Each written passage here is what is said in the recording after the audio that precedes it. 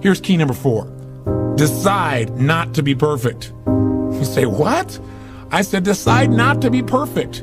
One way to make sure you're negative is always trying to be perfect. Because you know what? You're always going to notice you're not. Because you're this thing called a human being. When I talk to my daughter Jolie, and this girl works so hard to be perfect. Everybody seems to love her. She's a straight A student. She wants to be the very best at school. She wants to be the very best at home. She wants to be the very best at Disney. She wants to be the best at everything. And I'm trying to be the best constantly. In the past, she always noticed what wasn't perfect, and that created pain. So you can't do that. You're gonna screw up. You're gonna be negative. Things are gonna happen where you don't follow through on what you know. You're gonna make poor decisions. You're gonna say things you shouldn't say, do things you shouldn't do, mess up like you shouldn't mess up. But you know what? When that happens, instead of being negative and beating yourself up and saying, boy, here's another example of me sabotaging myself, decide what you do want. And say, you know, I'm not perfect, but I am good. And what makes me good and what makes me great and what can make me excellent is as soon as I notice I'm not on track, I correct it and I get better. Your goal each day is to get better, not to be perfect. And that's all anyone can ask of you. If every day you really try and contribute more, be more, and do more than you were slightly the day before, that's all anybody can ask. And if you know you're going to screw up and you don't make it a catastrophe, it's easier to bounce right back up. See, the only way you fail is if you quit. But if you learn something and you expand from it and you make some new decisions that enhance your life and the people you care about, then there is no failure. Don't try to be perfect, because you'll never succeed. You know, people make it this complex process. This woman was telling me that I don't understand why they don't do this, why I feel this way. I said, it's called fear. Everybody's afraid we're not enough. Everybody's afraid we're not rich enough, smart enough, young enough, quick enough, fast enough. It's human nature. But the secret is to do it anyway. I know that sounds so simplistic. My work when I'm working with somebody is showing how to condition themselves, like building a muscle, so that you take action first, automatically. Because if you don't do that, it's hard. You lose momentum. It's like, how do I get started? Where do I go? And I tell people, throw a rock, wherever it drops, start there. The next person walks by, I go, you're the first person after the rock. Do anything to start the process of moving forward rather than let fear stop you. If somebody is, we were mentioning earlier, if somebody is really stressed out, they're not stressed out for no reason. It's because they're focusing on something that makes them feel stressed. They often, when they're focusing on it, it changes the body. You start to feel tight. You start to feel a certain way. And then they use language like, I don't know what to do. Why am I so overwhelmed? So 3 things control how you feel at every moment. What you focus on, what you do with your body.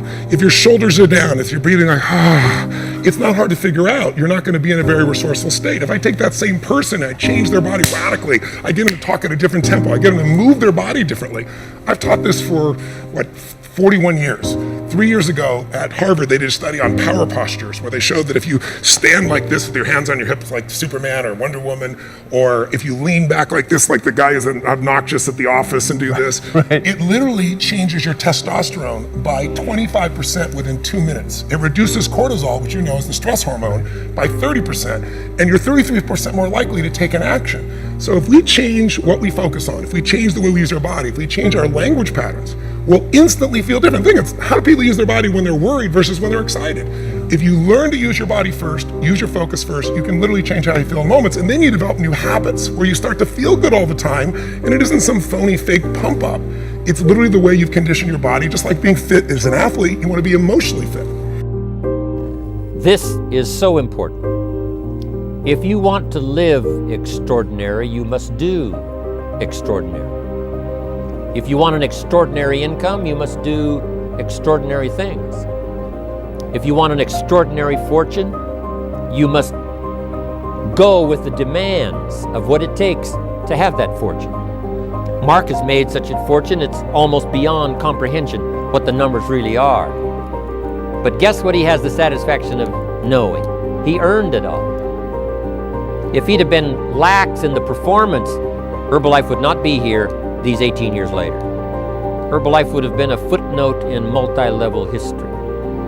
But because he performed year after year, the 3rd year and the 5th year, and the 7th year and the 10th year, and the 12th year and the 15th year, and now performing well in the 18th year, I'm telling you, that's what makes it such a viable fortune for Mark personally, of course, because he did the job.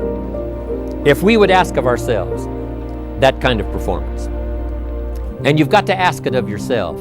You know, I can't ask it of you. I would try to inspire you. I would try my best to share with you what it might taste like, what it's like to finally make your fortune. It happened for me. But here's what you must do. You must demand it of yourself. Society does not demand that you not have a heart attack, But if you want to escape having a heart attack, you must demand it of yourself.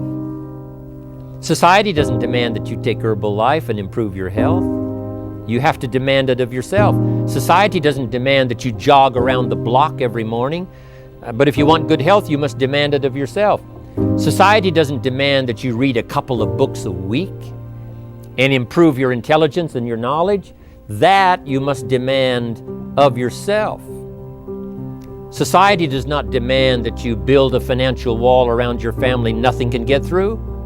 That's not a demand of society. But you must demand it. If you wish it, you must demand it of yourself. Society doesn't demand that you learn a list of 10 skills in order to ensure your own future and the future of your family. Society doesn't demand it, doesn't require it. It is not a law. But if you want the benefit, you must demand it of yourself. Once you begin to discover who you are, then you really realize how you have been given authority and dominion over everything on the face of the earth, including all the dimensions of your life. But you can only do that through the struggle of life. And most people avoid the struggle. Most people go through life avoiding pain. And when you go through life like that, something in you dies. Something in you that you never activate is lying dormant in there, that you never get a chance to call on because you have not challenged yourself. Somebody said the land of familiarity belongs to the dead. That most people like to feel like they're a king in the area of their comfort zone. They only want to do those things that they know how to do well. Osborne said, unless you attempt to do something beyond that which you've already mastered, you will never grow.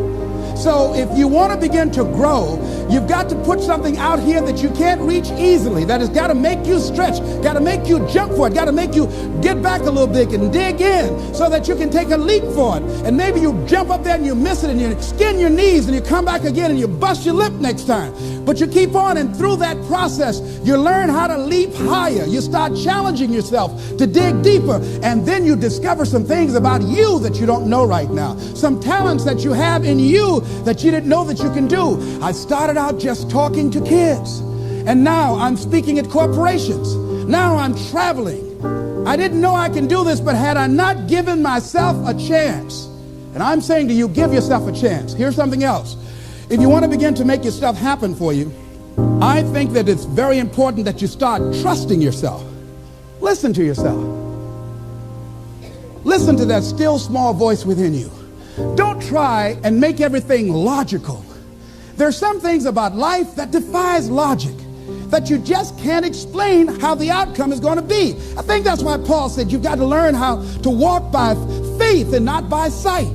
That once you begin to trust yourself and your ideas and your instincts, life takes on a whole new meaning, because now I want you to do that feeling that you are led. Just feel, I am led. I remember the worst speech I had ever given in my life. I let someone exploit a fear that I had. For years, I had a tremendous inferiority complex because I'm not college educated.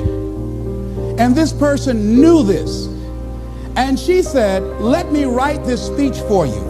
You're going to speak at Ohio State University. Those people are very educated there. And they're going to know when you make grammatical errors, and they're going to know because of the substance of your speech that you are not literate. I care about you, and I don't want you to embarrass yourself. So this person proceeded to write a speech for me. I had a speech in my mind, but this person was stronger than I was negatively, than I was positive about my own thoughts. And I gave my power away.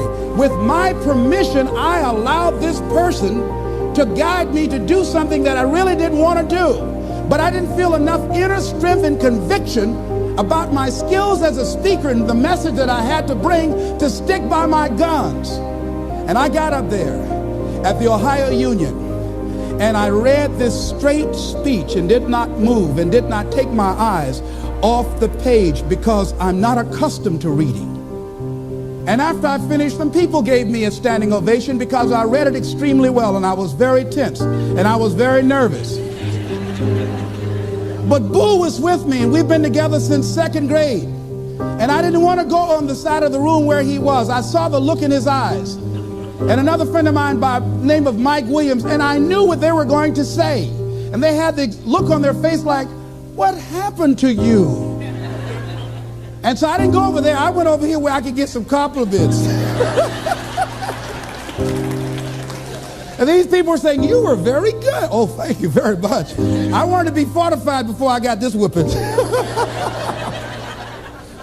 So finally we were going to the car, and we got in the car, and Boo was trying to be as tactful as he could. And then he just said, that was the worst speech you have ever given. I said, oh, Boo, I know. Why did you read the speech? What happened to your spontaneity? You've always been an extemporaneous speaker. Les, why did you do that? When she told me that they wouldn't accept what I said, Les, let them take you as you are.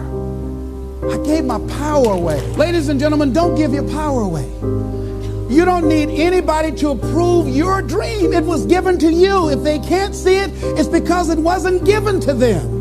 It was given to you. Hold it, nourish it, cultivate it, work on it. It's yours. It's your baby. Work on it until it comes into fruition. I gave away my power, and I said, I'm not going to do that no more.